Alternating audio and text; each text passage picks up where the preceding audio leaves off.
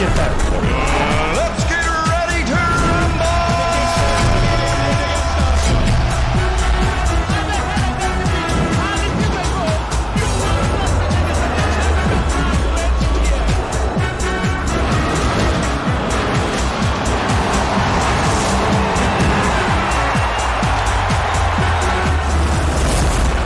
What a performance that was! Well, great viewers out there. It's time for Sportsville. My name is George Aluo. We're set to roll again, and I'm here not walking alone. I'm walking with Tony Ubani, but this time he is not walking very close to me. We are keeping our distance. He is at least 2 meters away from me. In fact, we had to measure the tape to ensure that nothing short of 2 meters. And my producer, Tayo Gushe, is off camera. In fact, he is even he's in the other room as we speak.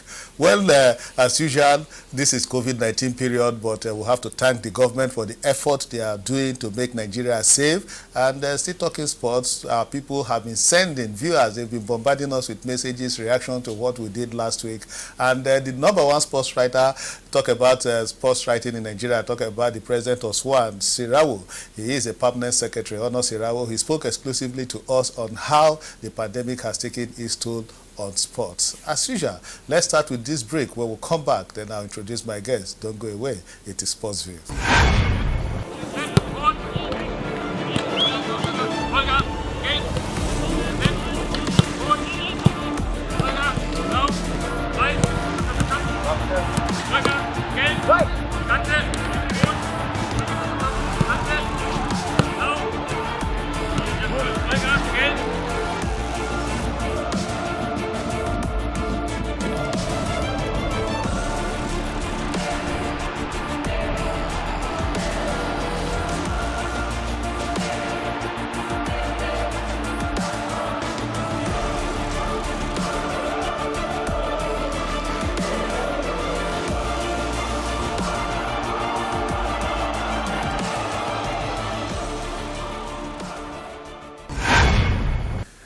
All right, welcome back. It's Sportsville. Let me now introduce my guest. Tony Ubani is in the studio. Despite COVID-19, I cannot be working alone in the studio. Tony, welcome, Ubani. Welcome to Sportsville. Thank you so much, George, and of course, our esteemed viewers. I want to welcome you, to this program. We've just seen the end of the first half of COVID-19 in Nigeria, and the president, has somehow kicked off the second half. We pray that it doesn't end into an extra time or just extending more, but indeed, I think everything revolves around football. This is the second half of Stay at Home. Okay, second half of Stay at Home, but off camera, Tony was giving a lot of plaudits, especially to Lagos State government. Fantastic job they've been doing to ensure that COVID-19 is contained. We say kudos to the incident commander himself, Governor of Lagos State, Babajide Sanwo-Olu, and kudos to our President Muhammadu Buhari, PMB. He said this is not a joke. It is a matter of life and death. So stay at home. By his grace, there won't be any second half. Tony, I think we must give credit to our government. Yeah, I think they've been doing well. Just some certain areas. I think the health of the citizenry are uppermost in their minds. But I think there are so many other flawed areas.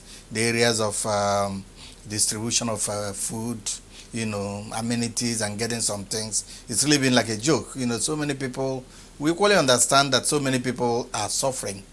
Staying at home, not getting anything. There are people that depend on going out for them to get what to eat. Exactly. You could just imagine how difficult it has been. And some of the things that we've seen them distribute, some of them are laughable and some of them are not directed to the real people that should need this. We should do more. The government should do more. Yeah, the government should do more. But then, George, I think kudos. We should say kudos to them. Nobody planned about this. Exactly. It's not as if it's something that anybody said, we are going to do this. It came as a surprise to us. And indeed, God has been wonderful to Nigerians. Yes, God has been wonderful. Like Tony said, we're in the second half of the lockdown, and we pray there won't be any extra time. We're still talking about sports anyway. Some countries have been, last week we told you that Belarus was hanging on to their game, and now Burundi too hanged on to their game. They continue to play until just this week when they said because of the election, not because of COVID-19, they had to stop the Burundian league. Tony, which one do we take? Was it COVID-19 that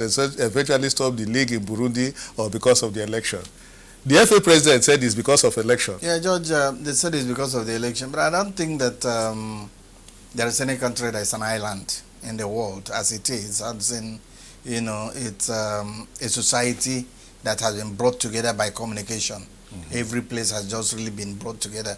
And Belarus and Burundi, they are part of the country. They should. And the two countries starts with B. Yes, Belarus, Burundi. Yes, as a matter of urgency, they should equally comply, because somehow, what really got to so many, some of these countries, why you see that there are too many deaths, because so many people took it for granted. Mm-hmm. It's a Chinese disease. It's not ours. It will not get to us. And of course, I do know too that even in Nigeria, now so many people are still skeptical that there is nothing like coronavirus. But George, it is with us, and we see that so many people, because for the fact that many people are not dying, because our government, our people are reacting. Our medics, we should give a lot of plaudits to the medics, the health workers. George, they've really been so wonderful, risking their own lives to save the lives of others. And the important message, George, is that COVID is real. People should not just take it for granted that it does not exist. Yes, it exists. It exists, and you see that even in Europe, where they are trying to relax now, they are looking at maybe La Liga starting in June. The French Ligue 1 is looking at June 17 as the earliest date and all that. Even by Bayern Munich, you saw them train, but they trained with social distance in mind. The players decided to do only ball work, not coming in contact with anybody. But even FIFA president said that is that he wouldn't want football to start without this COVID-19 thing totally dying, and Infantino there. Yeah, George, I think Infantino is absolutely right. And you know that football, George, there is no how, even this thing we are talking about, playing indoors. You remember before you sentence a team to play indoors, they must have committed a crime. So playing football without the fans, it's not complete. George, it's not complete. To me, that's a penalty. I think football, we pray, and almost everything in the world, they are trying as much as possible to tackle this, and football definitely will bounce back. Sports generally will bounce back, but as it is, it has affected sports even more than any other strata of the society, George. But when you come to look at it, a team like Arsenal, it's I hope Arsenal fans will forgive me. But when you come to look at it, the players said they are not ready for pay cut. Just they have every right for them to refuse. And somebody said, what are they playing? Liverpool players are accepting pay cut. It's Arsenal players that are not accepting pay cut. They are protecting their future. Some of them, football or sports generally, it's not going to be the same thing again after COVID-19. So Arsenal players should accept pay cut, Sudi. It's not just they should. George, I think they should talk sense into them to see reason why they should accept pay cut. It's just for humanity. Exactly. Because almost every place is grounded. We see that the clubs, I don't know how it's going to happen, how it's going to affect so many companies in Nigeria, George. After COVID-19, so many companies will go underground. So many companies will not pay salaries. So many companies in Nigeria will fold up. So we are praying that it does not extend more than this. But then, human face, you must put a human face to everything to see that you also try as much as possible to reduce your heavy wages so that others will also survive. Okay, we hope that everybody will survive. IMF has made it clear, International Monetary Fund, that the recession that will follow this COVID-19 will be worse than the recession that happened way back in 1930. But God will save his own people. Anyway, let's take a break now. When we come back, well, let's leave you with this special interview we had with the #1 sports writer in Nigeria. Talk about Ono Sirawo. He is a permanent secretary in the Rivers State Civil Service. He spoke to us all the way from Port Harcourt. Let's hear him speak. Hello, Ono. Thank you very much. It has permitted sports development and activities. And where there is no sports activities, there seems not to be sports writing. Our jobs have been limited. Our posts are now slimmer. Our people are losing weight, coupled with the lockdown. So you have a trade that you have passion for, but you can't practice it. It's almost like you are in prison. So this pandemic had put everybody in prison. And in a way, it has also affected our projections. You are aware that we are planning to go for the Olympics. You are aware that we are planning a lot of training programs for our members. We are almost structuring something with the Sports Journalists Association of Hungary, among others. You're also aware that we are working on hosting the executive committee meeting of AIPS and African Congress. This whole thing, the process has been slowed down because of the pandemic. So the effect of it on the job of sports journalism is immense and is devastating. But luckily, there is communication. We can what will be scarce. It's visuals, especially for the TV houses and to an extent the print. But luckily, there is telephone, so we can actually talk through phone. There is Skype, so we can actually run things through Skype. There are other technological resources that we can apply at this level. But the contact thing is a problem. And reporting sports is more of a physical thing. There's a difference between somebody that is reporting based on what you are seeing physically and somebody that is acting on what he sees on TV. Theatrics, a lot of things can be changed from what it is. So it's actually very challenging. But what we advise is, first, you must be alive to be a sports journalist. We must work to be safe. Let us devise any means we can to get information. Just like I'm talking with you now, you are getting information. And I'm also sure that technology also created ways that we can amplify things. So let's do more of technological invention. But in doing that, we must be factual in whatever we are doing, because people count on us a lot. And what we say will either destroy or build society. All right, welcome to part 2 of the show, and thank you, Honor Sirawo, for speaking with us all the way from Port Harcourt. Tony, you had Honor there. Yeah, John, it's the pandemic. It's really been very, very effective. It has really shut down the world, And sports is the most hit. So. And I think, George, in all aspects, and we know the importance of sports. So many people have been indoors.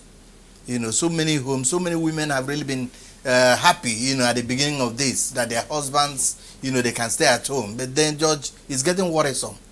A man stays, there is nothing to watch on TV. It is only the woman who is watching, Nollywood and all those things. And, George, we need sports. Sports is very, very important. Like Honor said, I think the world really needs sports for the world, to really, move around. Okay, we hope that come October, AIPS Congress will still be holding here in Nigeria, Port Harcourt, the Garden City, and it will be hosted by the Power of Sports in Africa. Talking about Governor of Rivers State, Nyesom Wike. And then let's now go straight to Fan Zone. You've been bombarding us with so many text messages. We appreciate this so much. And we want to start with the co-city of Enugu, where an honorable member sent us this reaction. Talk about the chairman of the House Committee of Sports in Enugu State, Honorable Chinedu Otaka. And Honorable will say thank you very much for reacting and sending us this text message. He said, my take on the NFF decision is that it is a superb one. I agree totally with the proposal that Eagles coach should live in Nigeria, monitor the league, because there are so many talents that need to be discovered and harnessed in Nigeria. Thank you and God bless you, the two of you. This is Honorable Chinedu Otaka from Enugu. He's the chairman of the Enugu House Committee on Sports. Tony. And that, of course, reminds you of John Otaka. Otaka the attacker. You can see that we also have an honorable who is an attacker. And indeed, that shows the man is equally, very much interested in sports, getting to listen to us and see. And I think, George, in the program, we said it here, that the Nigeria Football Federation, they were on sport, for them to... Well, Tony, so many people disagreed with you. So. Yeah, just people. It's an opinion. People are bound to say what they like and what they don't like and all that. But overall, George, a coach should be home. He should stay with the people. You should eat and wine and dine with the people and develop their league and monitor. It's not just flying to France, from France to Germany and all those at whose expense. And how do you in any way develop our own league for all the money that we're paying you? I think the Nigeria Football Federation, for the very first time, I asked what were they doing in the very first place without infusing all these conditions, in the very first place to his contract. Okay, from Enugu, let's come back to Lagos. Here in Ikeja, Ochonogo Andy from Ikeja, Lagos. He said, please, help me tell Igalo that he should take the offer in China because money is the language of the game. Andy Ochonogo. And we also have our own Ochonogo who is making hay on this station too. Because I think money is not everything. And if you look by all standards from what Igalo has been earning and what he stands to earn, even in Man United, we're looking at the bulk of money that is coming from China. But we're looking at name. My people say that Ego. As in good name surpasses money. Money. I think it is late for Eyalo, to choose what befits him. But I do know that Eyalo, even playing for Man United, will bring him more money and, of course, better fame in life. Okay, from Lagos, let's now take you up north to Umaru from Kefi in Nasarawa State. He said, my name is Mohammed Omar from Kefi in Nasarawa State. He said the decision taken by NFF is the best thing that could happen to our football, and if sustained, I'll see us conquering the world. Stay safe, Sportsville. Mohammed Umaru. Thank you, Mohammed from Kefi. We are staying safe. You can see that myself and Tony were keeping a social distance. Yeah, it's important that I stay far from you because I don't know who you mix up with. But Omar equally hit it on the head. And of course, we say thank you so much, Omar, for always listening to us and of course making a very solid contribution. All right, that was Umar from all the way from Kefi in Nasarawa State. Now we'll go closer from Nasarawa now to FCT, where Victor Ugo sent this one from. He said, I applaud the NFL for their stance on Genestra. As a matter of fact, the coach has done well, but we need to push him to do more for the country. He should accept the conditions if he wishes to continue coaching us. This is Victor Ugo from FCT. That's very good. Thank you so much, Ugo. And of course, we expect that the coach himself will abide by the rules. Be very, very comfortable with the rules. Okay, Andy Williams from Taraba, all the way from Taraba State, says, how can a coach live in France and be coaching players in Nigeria? A very big question, my brother. Andy Williams. Help me ask them. Okay, then this one is coming from somebody who is a Muslim himself. He's not just a Muslim faithful. He said, my name is Muslim from Mina. Yobo will be a very good assistant coach, and most importantly, I support the NFL for the conditions they give in Genotra. Beautiful. George, it shows Nigerians love football, George. They love sports. They follow everything. We talked about Yobo before, and for a man that has, the most caps for a country, and a man that throughout his career contributed selflessly, to the nation in winning so many laurels, I think there is no better alternative than Yobo. Yobo going in there, forget about the credentials they're talking about. Knowing Yobo is going to get his credentials and he's going to impact because he's a role model to some of these younger players in the Super Eagles. We need somebody like Yobo, and indeed that's what this my friend is talking about all the way from where okay, then let's from up north, Tony, let's come back to south Nigeria. It's precisely Benin. Or Saibovo from Benin said the decision taken by the NFF on Genetra is what they are supposed to have implemented from the beginning of his contract. All right, Murphy from Lagos. You didn't tell us where you are sending this from Lagos, but Murphy lives in Lagos. He said, I'm enjoying your program. You guys should keep it up. Thank you so much, Murphy. And when you talk about Murphy, we also have very good names like Murphy. Anywhere they are just very, very professional. Murphy, thank you. All right, and Mama Good Luck, all the way from Sokoto State, says God will help Nigeria out of this pandemic. Mama Good Luck, thank you for sending us this text all the way from Sokoto State. Thank you so much, Mama Good Luck. And then Nemeka from Enugu said, Mikel is a good player, but it is laughable to say he is the best. Where are the Kano Wankos of this world? Nemeka, my man, that's my opinion. That's how I feel. Okay, then a blessed Sonny from Abuja said, I believe these present players are doing well, so we need to encourage them and believe in what they are doing. So we can forget about the return of the top striker himself, talk about Odio Iyalo. So blessed Sonny from Abuja. He's on point. I think that we have very young players. But like I said the other time, nobody is forcing Iyalo to come back. Iyalo is not coming to pick a permanent shit even when he decides to come. The thing is that people are just wondering aloud, whether he should. And like he said, I think we have a lot of talents in the Super Eagles. We do not need any distraction. Ighalo should face his career in Man United. To him, that is a very, very important thing he has gotten in life, to play for Man United. He should not joke with it. Okay, the text message has come in torrents, and this one is from Bala in Kaduna. Tony, I hope you'll be able to answer this. He said, I'm not really talking about the issues you've discussed. I want to find out, where is Nigerian Olympic medalist Dosu Joseph? Bala from Kaduna. Dosu Joseph is here in Lagos. He is running an academy, Dosu Soccer Academy, and he's doing very well discovering young talent. So, but Dosu Joseph, if you are watching us, somebody from all the way from Kaduna, Bala wants to know how you are doing. I think this is good. Yeah, it is. George, it also shows that, in life, people will never ever forget you. Nobody will ever forget the heroes of Dosu Joseph. Joseph was a very wonderful person, just like his biblical namesake in the Bible. He was outstanding, when he was in the Super Eagles. And of course, he has continued, despite the fact that he's not a loud person. But I think what he does speaks for him. Okay, what he does speaks for him. And this one is Nasco from Omukpo. I think Omukpo should be in Kwara State. And he said King Kanu is Nigeria's best footballer and not Mikel Obi.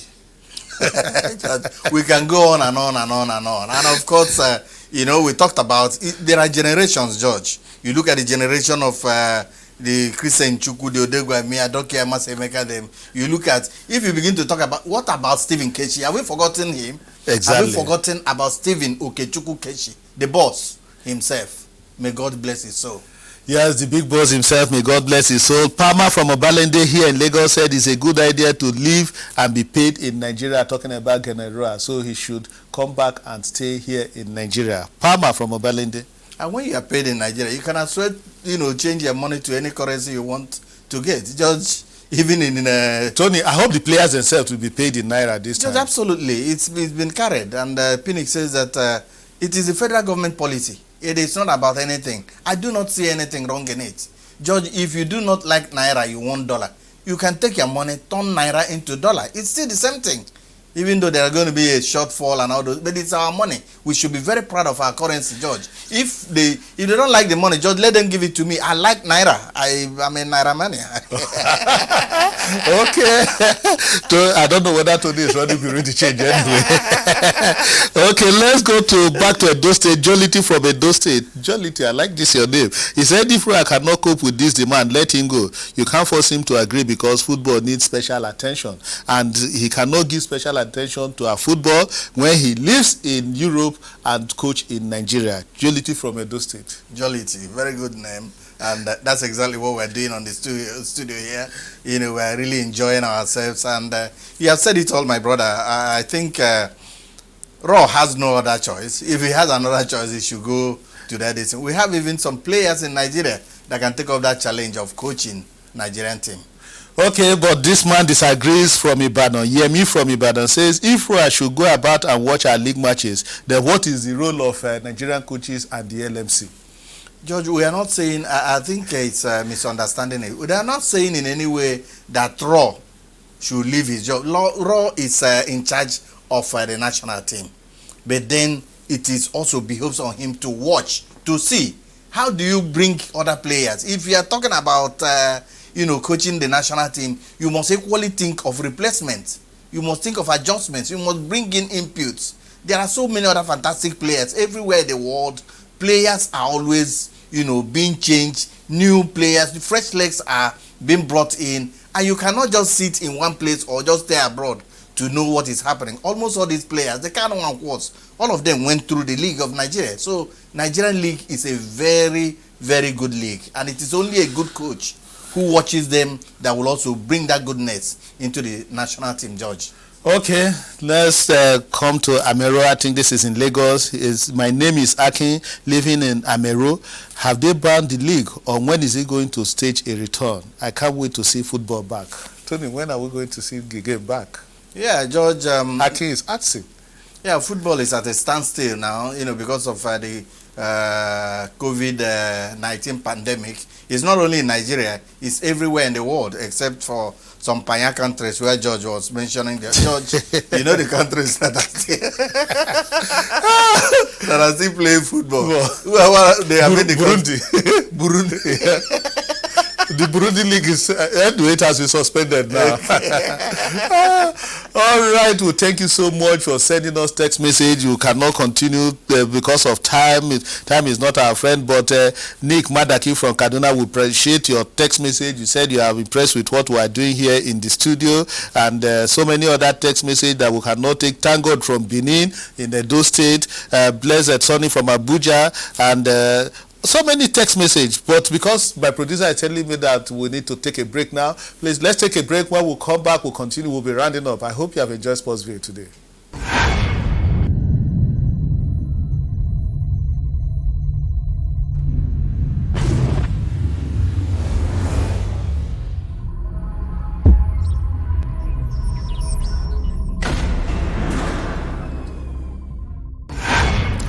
All right, welcome back. We are now coasting home, and let's leave you with this quote from Pinnick himself, assuring you that Nigeria would definitely qualify for the World Cup in 2022. He said it will be a sin if Nigeria fails to qualify for the World Cup. So when action resumes, we'll have our World Cup qualifiers. Everything is a standstill now, but when possibly General returns, if he agrees to sign a new contract and everything is back up and running, Pinnick has assured that Nigeria will definitely land in Qatar for the World Cup. Tony, I think this is reassuring.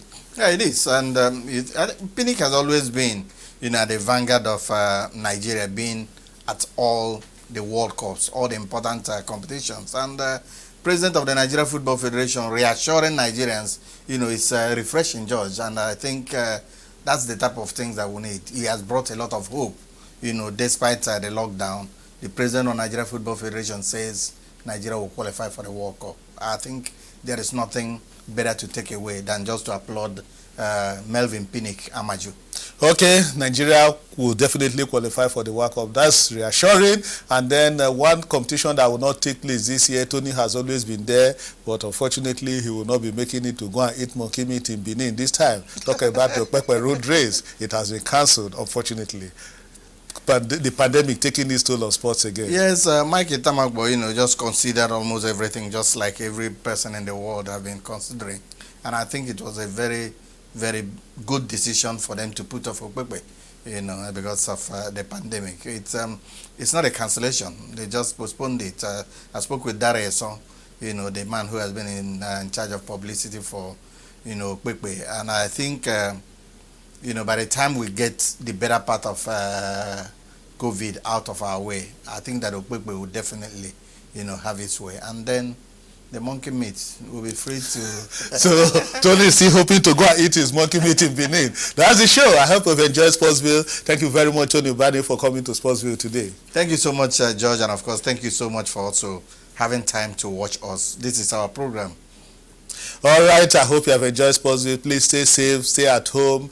By His grace, at the end of it all, we will count like the children of Israel counted, and none of us will be missing. That's the show. We'll see you next week. Bye-bye, everyone.